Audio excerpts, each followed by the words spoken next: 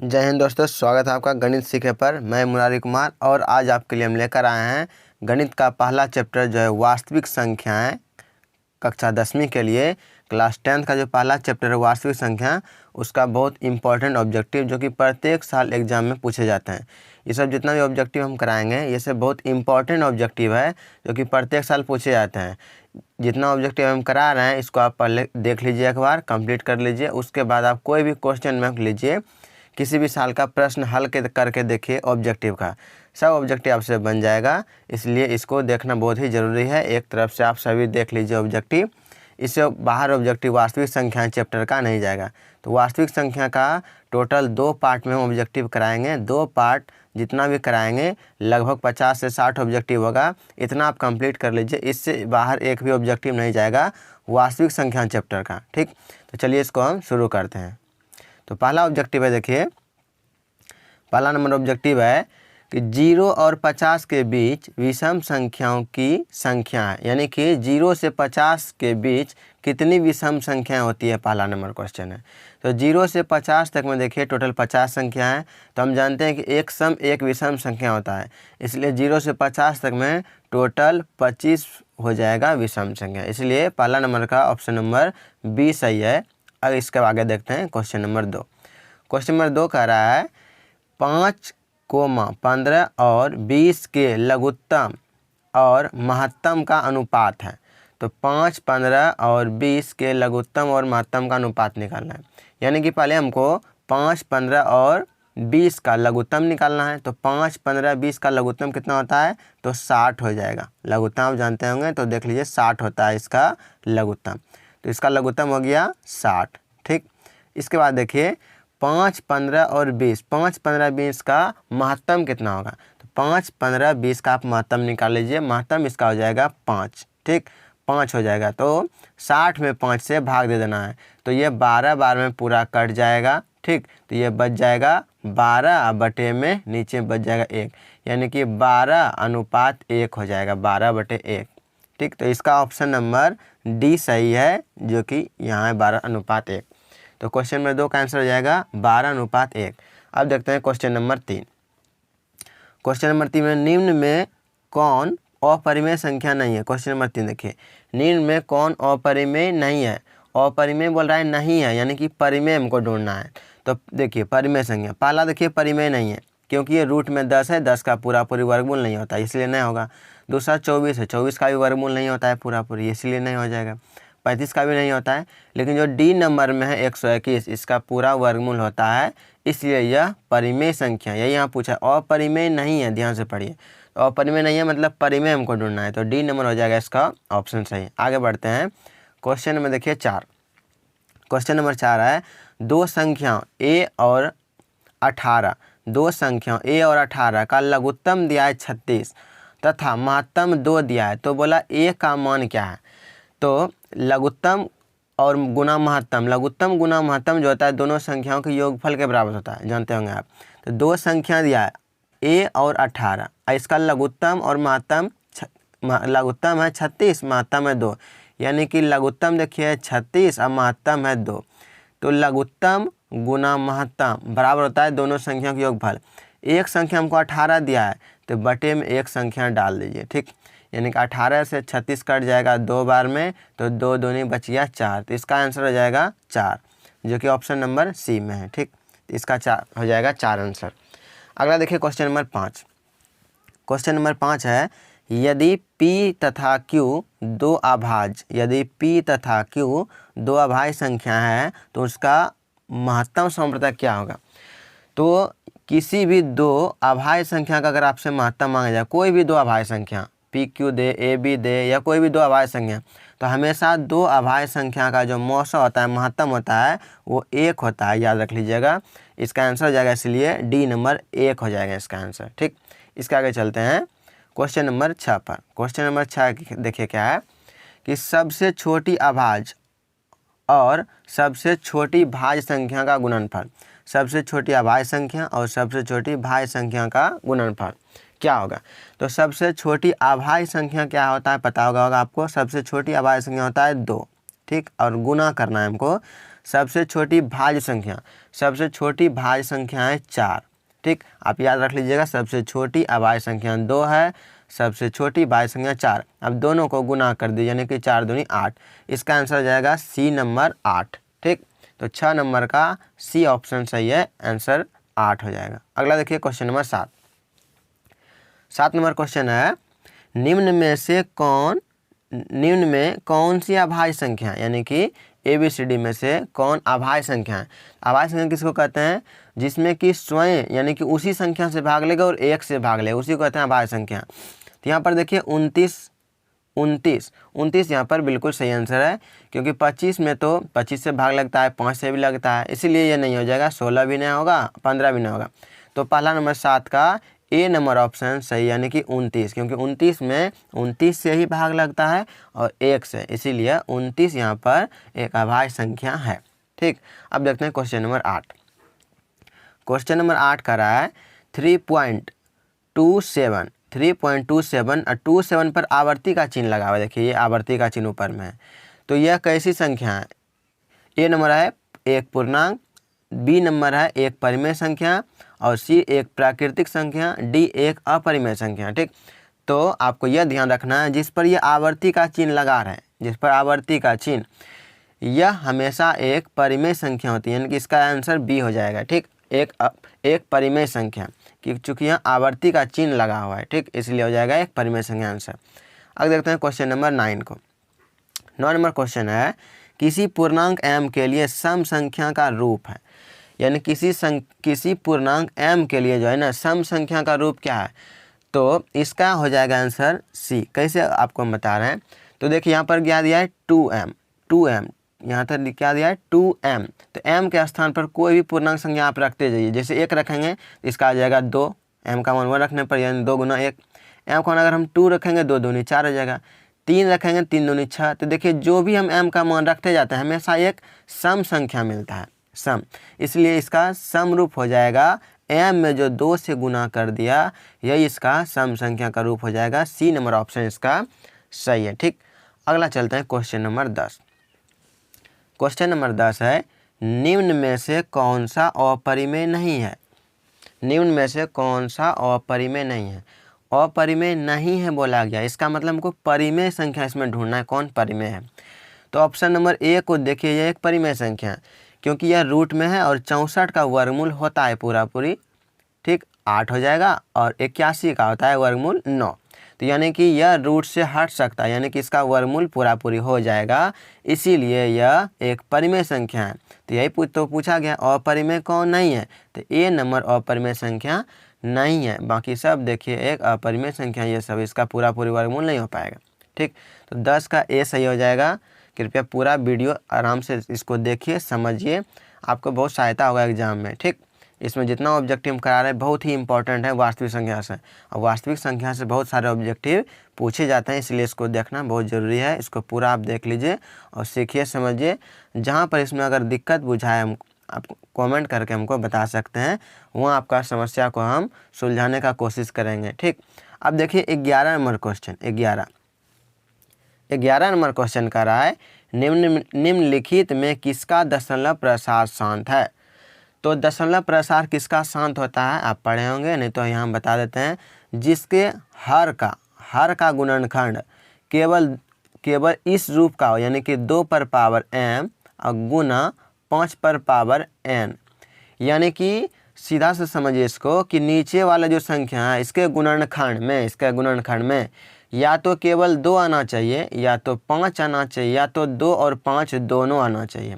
यानी कि इसके गुणनखंड में 2 और 5 के अलावा कुछ नहीं एक्स्ट्रा दिखे तो वह शांत कहलाता है। 2 और 5 के अलावा कुछ और दिख जाए इसके गुणनखंड करेंगे तो उसका होता है अशांत। ठीक, इसलिए हम ढूंढना है हमको कौन शांत है, पूछा है शांत। तो देखिए ए नंबर का इसका 8 जो नीचे है, 8 का गुणनखंड कीजिए आप 8 का, तो इसमें 3 को 2 आ जाएगा। ठीक, इसलिए इसके गुणनखंड में केवल 2 आ रहा है, तो यह हो जाएगा शांत। बाकी बी सी डी में से कोई भी शांत यहाँ पर नहीं है, इसलिए इसका 11 का ए नंबर हो जाएगा सही।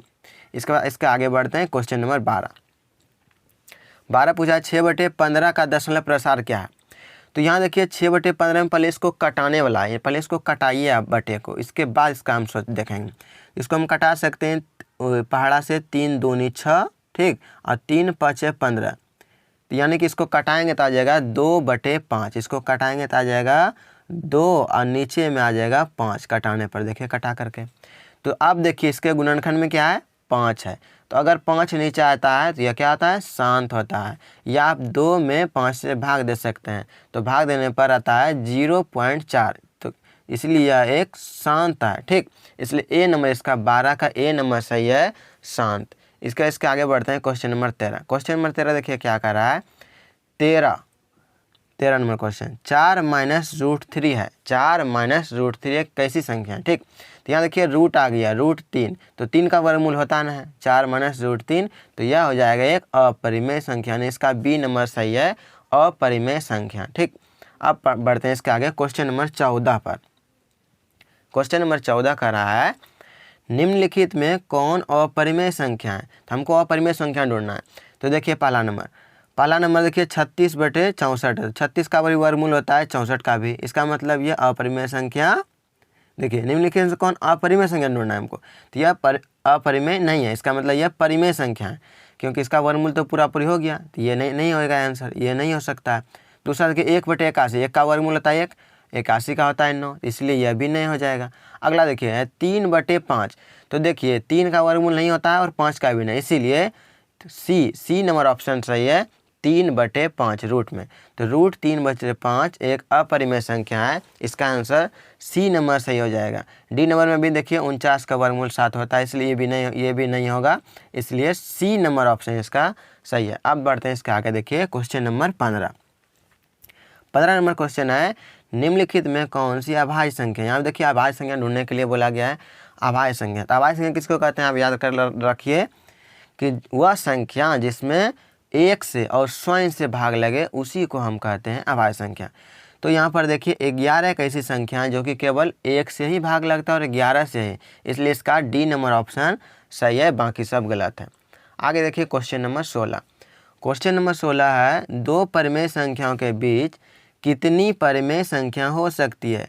तो याद रखिए 2 परिमेय संख्या बोले या 2 अपरिमेय संख्या, उसके बीच पूछे कितना परिमेय या अपरिमेय हो सकता है, हमेशा उसका आंसर अनंत होगा।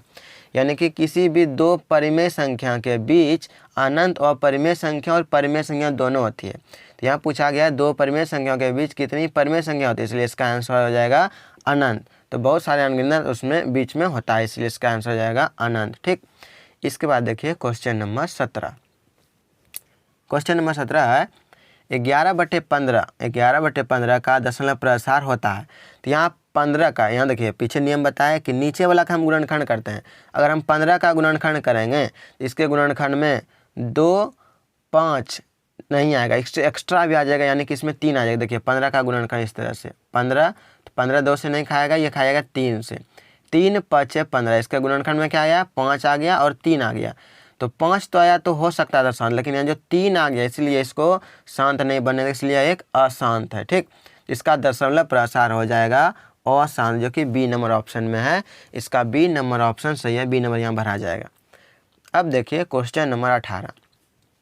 क्वेश्चन नंबर 18 है, निम्नलिखित में कौन अपरिमेय संख्या, हमको इस बार अपरिमेय संख्या देखना है कौन है। तो यहाँ पर देखिए इसमें देखिए 64 36 इसका वर्गमूल होता है, इसलिए यह अपरिमेय संख्या नहीं है। बी देखिए 81 का वर्गमूल होता है, इसलिए भी नहीं होगा। 25 यहाँ यानी कि 2.5 है, 2.5, तो 2.5 में अगर हम इसका पॉइंट उड़ा दें तो यानी कि 25 का वर्गमूल हो जाएगा, इसका पॉइंट उड़ाएंगे तो हो जाएगा 25 और बटे में आ जाएगा 10।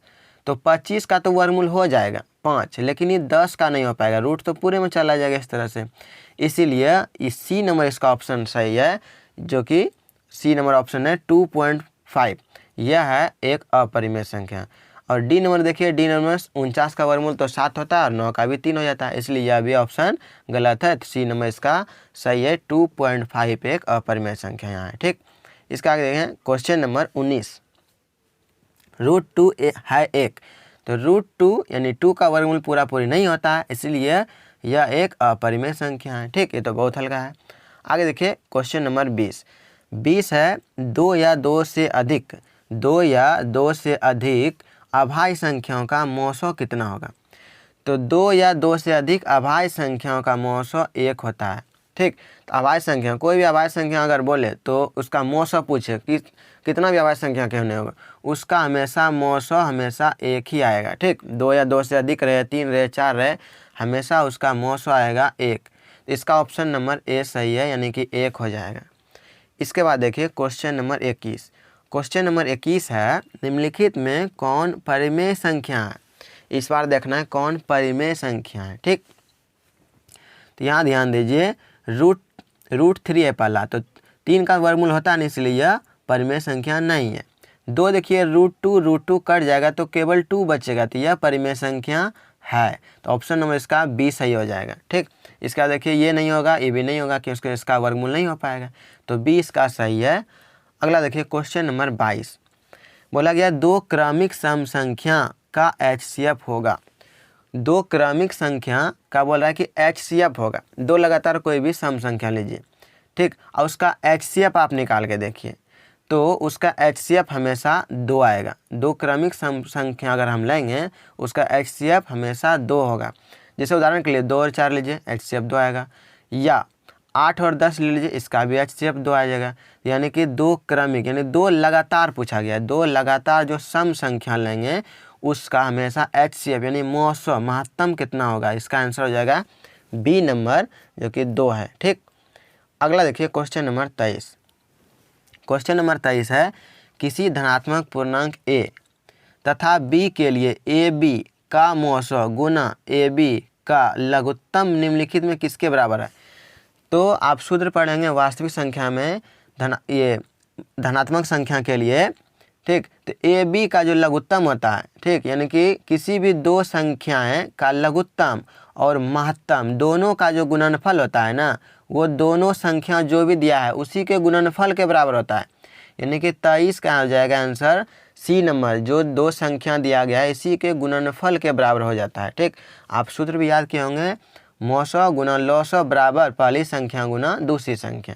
तो इसलिए इसका 23 का सी नंबर ऑप्शन सही है, बाकी सब गलत है। ठीक, इसके आगे देखिए 24 नंबर।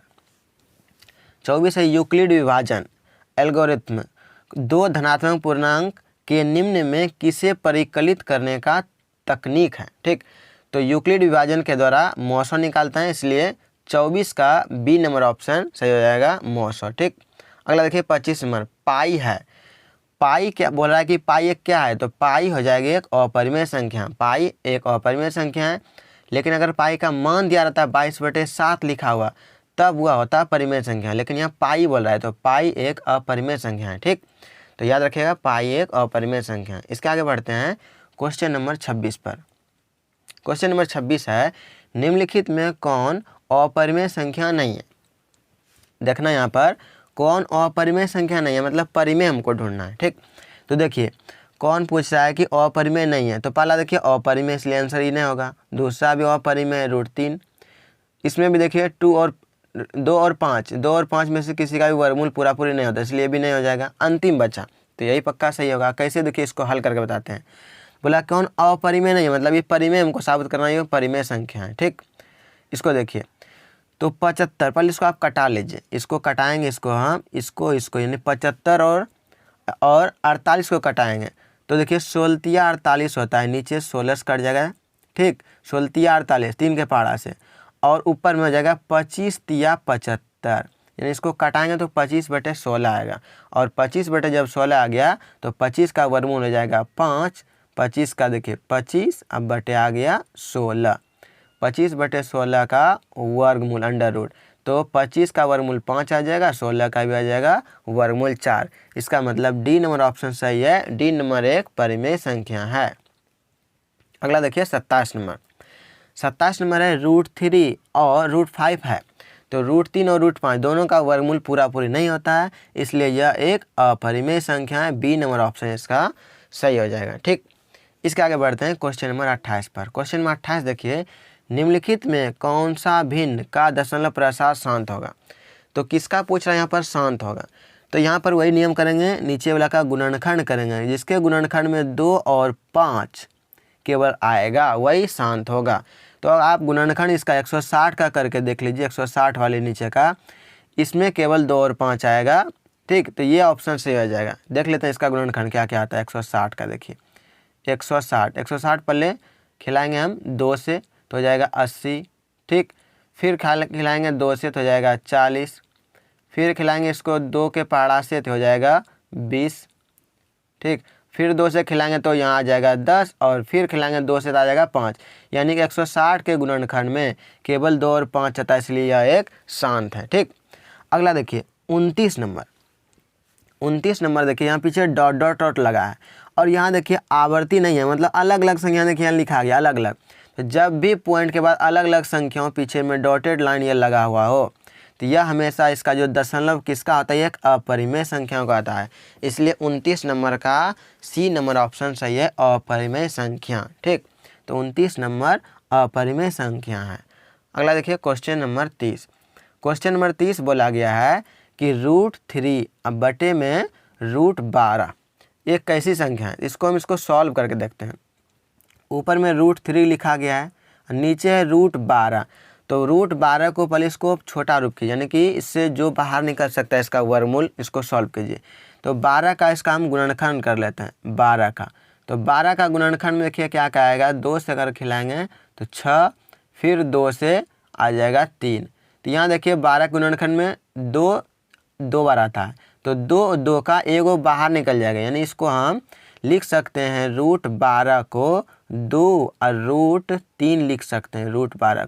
√12 को 2 √3 लिख सकते हैं। ठीक, और ऊपर में क्या है, √3 है। √3 ऊपर नीचे आगे कट जाएगा, बच जाएगा 1/2। तो 1/2 एक परिमेय संख्या है। ठीक, यानी इसको सॉल्व करने पर 1/2 आया। 1/2 एक परिमेय संख्या, इसलिए ए नंबर ऑप्शन सही हो जाएगा, परिमेय संख्या। इसका देखिए क्वेश्चन नंबर 31। क्वेश्चन नंबर 31 है 3 - √3 है। तो यहाँ देखिए यहाँ रूट लगा दिया है, इसलिए यह एक अपरिमेय संख्या है। बी नंबर इसका आंसर सही हो जाएगा, अपरिमेय संख्या। अगला देखिए क्वेश्चन नंबर 32। क्वेश्चन नंबर 32 क्या कह रहा है कि 11.23564 और ये 564 पर आवर्ती का चिन्ह है। तो जब भी आवर्ती का चिन्ह दिख जाए आवर्ती का, तो यह हमेशा एक परिमेय संख्या होता है, इसलिए इसका हो जाएगा एक परिमेय संख्या। सी नंबर ऑप्शन इसका सही, 32 का सी सही है, क्योंकि यहाँ आवर्ती लगा है। आवर्ती नहीं रहता तब दूसरा हो जाता है। ठीक, लेकिन आवर्ती जब भी आवर्ती लगा रहे पॉइंट के बाद हमेशा सोचिए कि वो परिमेय संख्या है, क्योंकि परिमेय संख्या का ही दशमलव प्रसार में आवर्ती होता है। ठीक, अगला देखिए क्वेश्चन नंबर 33। क्वेश्चन नंबर 33 है 5.233 डॉट डॉट डॉट दिया है, यानी कि 3 देखिए ध्यान से, पीछे जो 3 है बार बार 3 ही दोहरा रहा है, यानी कि 3 यानी कि इसका आवर्ती है। दशमलव प्रसार में इसका आवर्ती है। एक ही देखिए अंतिम में 3 बार 3 लिखा गया, यानी कि आगे बोल रहा है कि इसी तरह 3 आते रहेगा। तो जब एक ही संख्या बार बार दोहराने लगे पॉइंट के बाद, वह एक परिमेय संख्या होती है, इसीलिए 33 का हो जाएगा एक परिमेय संख्या। अगला देखिए 34 नंबर 1/√7 है। तो यहाँ देखिए नीचे में आ गया √7, इसीलिए √7 का वर्गमूल होता नहीं है, इसलिए एक अपरिमेय संख्या। बी नंबर हो जाएगा इसका आंसर। ठीक, तो इसका आंसर हो जाएगा बी नंबर। आगे देखिए 35 नंबर क्वेश्चन। 35 नंबर क्वेश्चन बोला है भाज ए और भाजक बी के लिए a = BQ + R में R के लिए कौन सा सत्य है। यानी कि बोल रहा है कि अगर हम B से, जैसे कि भाजक B बोला, यानी कि बोला है B से अगर हम भाग देंगे A में, ठीक, A में भाग देंगे, B से अगर हम A में भाग देंगे A में, देखिए तो बोला गया यहाँ पर कि शेषफल, नीचे में शेषफल R आता है, और यहाँ पर देखिए ये जो भागफल आता है ना वो Q आता है, यही बोला गया है। ठीक, तो बोला गया कौन सा कथन सही है। तो आप जानते होंगे जो शेषफल आता है नीचे वाला शेषफल, तो शेषफल जो होता है या तो 0 होगा या हमेशा जिससे हम भाग दें इससे छोटा होगा इसका मान। यानी कि इसमें जो कथन में सही होगा कि R का मान या तो B से छोटा होगा या R का मान 0 होगा, वही सही हो जाएगा। तो यहाँ पर देखिए ऑप्शन नंबर सी को, ऑप्शन नंबर सी का आ गया है R का मान जो होगा ना वो B से छोटा होगा, या तो R का मान 0 होगा या तो 0 से बड़ा। यही इसलिए ऑप्शन नंबर सी है सही। यहाँ समझने का आप कोशिश कीजिए, आर बीच में लिखा गया है, अब बी उधर देखिए, तो बी से छोटा बोला गया आर, तो बी से छोटा होगा आर का मान, ठीक। और इधर देखिए, इसको अगर पढ़ें तो जीरो जो है ना, जीरो के बराबर या तो आर का मान हो सकता है, शेष पर या तो जीरो आएगा या तो जीरो से बड़ा लेकिन बी से छोटा आएगा, इसलिए 35 का ऑप्शन नंबर सी सही है यहाँ पर, ठीक। अगला देखिए क्वेश्चन नंबर 36। 36 5√2 कैसी संख्या है, तो √2 यहाँ पर आ गया, तो √2 एक अपरिमेय संख्या, इसलिए अभी एक अपरिमेय संख्या हो जाएगा, ठीक। बी नंबर ऑप्शन इसका सही है, अपरिमेय संख्या। अगला देखिए 37 नंबर।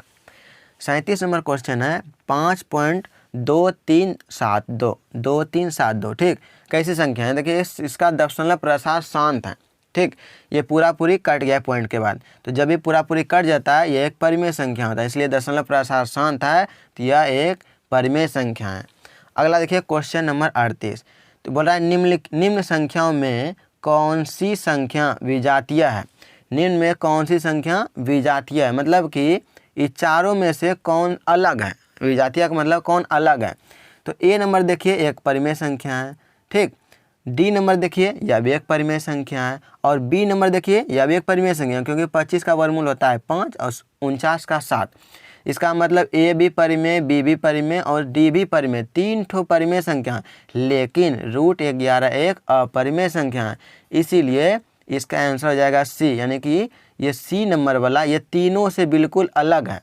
यही पूछा गया कौन विजातीय है, मतलब कौन इनमें से अलग है, तो यह एक अपरिमेय संख्या दे दिया यहाँ पर, इसीलिए 38 का आंसर सी हो जाएगा, ठीक। तो इस वीडियो में हम टोटल 1 से 38 तक को ऑब्जेक्टिव क्वेश्चन कराया, एक ज़्यादा इसमें नहीं कराएंगे क्योंकि वीडियो ज़्यादा लंबा हो जाएगा तो दिक्कत होगा आपको देखने में, इसीलिए इसके अगला यानी कि इसका पार्ट 2 लाएंगे हम, ठीक। तो वास्तविक संख्या का जो पार्ट 2 लाएंगे वीडियो, उसमें हम टोटल 38 नंबर से आगे यानी 39 नंबर से लगभग 60 नंबर से ज़्यादा तक क्वेश्चन हम कराएंगे, और इतना ऑब्जेक्टिव अगर आप कर लीजिएगा वास्तविक संख्या में एक भी ऑब्जेक्टिव नहीं छूटेगा, ठीक। तो इसका अगला वीडियो का सूचना प्राप्त करने के लिए हमारे चैनल को सब्सक्राइब करके बेल आइकन को दबा करके ऑल पर क्लिक कर लीजिए, ताकि जैसे हम इसका अगला पार्ट का वीडियो लाएंगे आपको सूचना मिल जाएगा, उसके बाद आप वहां से देख सकते हैं और अच्छे नंबर प्राप्त कर सकते हैं, ठीक।